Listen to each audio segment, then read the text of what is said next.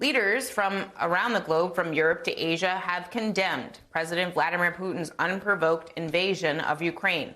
But the defeated former president of our country, the United States, named Donald Trump, has notably been resistant to directly criticize or condemn the Russian president. Instead, he's resorted to once again asking him on television, on camera, for favors. In an interview with Just the News, on camera, Trump seized on an unproven claim about the Bidens getting $3.5 million and asked Vladimir Putin to provide more details. Even as Vladimir Putin's war continues to displace millions and kill thousands of innocent people, Donald Trump is still trying to dig up dirt on the Bidens and is asking openly Russia for help. Here's what Congressman Adam Schiff had to say about that. To be appealing to Putin at a time when Russia is killing Ukrainians once again for dirt on his opponents, it just once again shocks the conscience. But look, he sought Russian help in 2016 and made use of it. He tried to extort Zelensky to help him in 2020. So now, here we are, 2022, Donald Trump is back at it again, still the same unethical, unpatriotic man he's always been. Joining me now is former Watergate Special Prosecutor Jill Wine-Banks. And Jill, this is like Russia, if you're listening, 2.0. This, I remember where I was when he said that the first time in 2016 during the Democratic Convention. Now he's openly asking Vladimir Putin for help again. I mean, you prosecuted Richard Nixon. But does the impunity with which talks openly about Vladimir Putin, especially right now, you know, and openly asking him to interfere in an upcoming election, does that feel unprecedented and not comparable to Watergate? It's worse than Watergate. It is disgusting.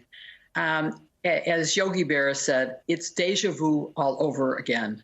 This is like Donald Trump during the campaign saying, Russia, if you're listening, go get me the emails.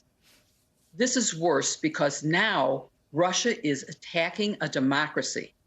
It is committing war crimes. Putin has been called a war criminal by our president and by every legal expert on international law of war.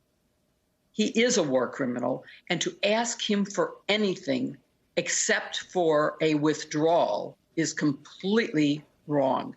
The only thing that Donald Trump should be asking of Putin is to stop killing innocent civilians, targeting hospitals, children, destroying a country because he wants more territory. He wants to recreate the old USSR, a thing I remember from my childhood. And it hasn't existed for a long time, and it shouldn't. And it's just wrong for Donald Trump to ask anything of Putin. I mean, it feels like this is deja vu all over again. And your friend Nick Ackerman said the exact same thing last night when we were talking about the missing phone records, right? We were talking about something entirely different from this. This is new. This is new. This is something that happened in addition to there being 7 hours of phone records that are missing from the insurrection day. So again, deja vu. But this also feels like deja vu because Putin already told us about this, because Trump asked before about this Hunter Biden information. And back in 2020, Vladimir Putin said he saw nothing criminal in Hunter Biden's business. I mean, talk about the fact that we're back here again. And what do you think Donald Trump's real intent here is, given the fact that, as I said, we talked to Nick Ackerman yesterday about the big breaking news about missing phone records related to the insurrection? Do you think he's just trying to distract from some of the reporting that's very troubling in another investigation? Yes, the 7-hour and 37-minute gap is inexplicable. The presidential daily diary is something that is sacredly kept in the White House. Someone knows what happened. It is inconceivable that President Trump neither made nor received any phone calls, because even a phone call that isn't answered would be recorded. And there is a total blank for more than the 7 hours. That of course, makes the 18.5-minute gap pale in comparison. It does look like someone has to have played around and purged the record. It is possible that his calls, because we know he made calls, we know he received calls, he talked to people that we know. It's possible that he did it on a burner phone. It's possible that he did it by grabbing someone else in the room's phone, an aide, a secretary, anybody who was around. He's been known to do that.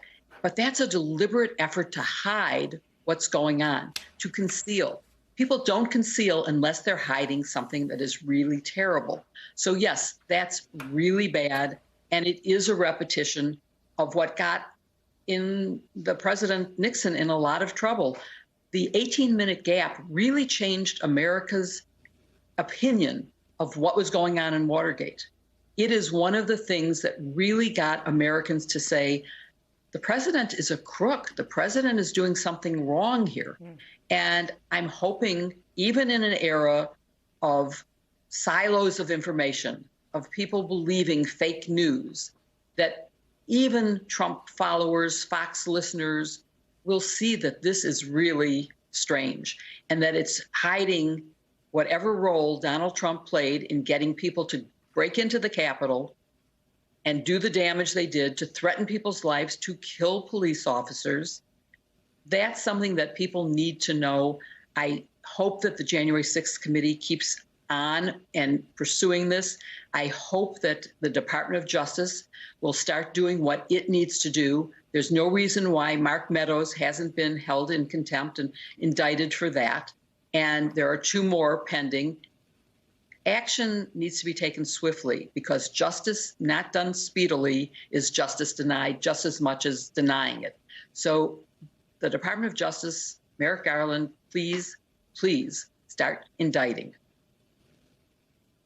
You mentioned that 7-hour gap may be the result of some tinkering. An official call, according to The Guardian, an official call to Republican Senator Mike Lee wasn't listed on those logs. So that's one example in this 7-hour gap. And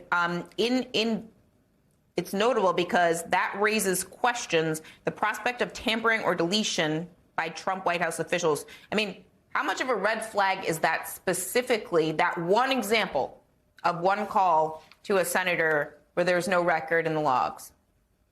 It is both disturbing and alarming, and it is a very big red flag.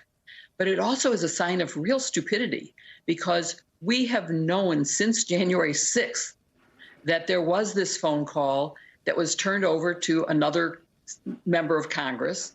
And so why would you delete something that is well known and established, where there's evidence? That's just stupid. So I'm really troubled by it.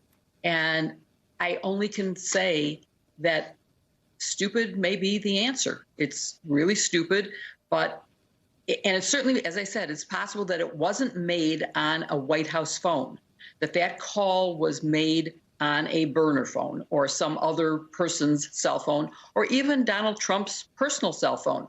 Despite his screaming and shouting about personal cell phones and personal email accounts, he seems to have been a constant violator of that. Despite his knowledge that he can't destroy documents, he did. He told people not to take notes.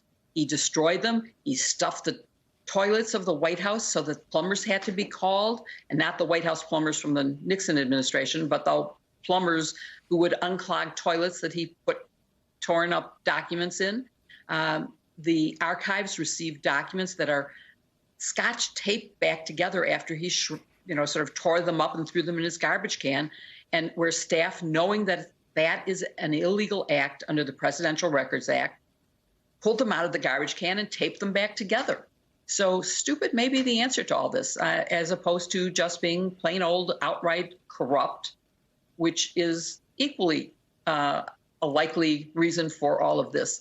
Donald Trump has acted like a mafia boss. Remember, I used to be an organized crime prosecutor. This is the kind of behavior I expected from my defendants there, not from the President of the United States. But I'm seeing it.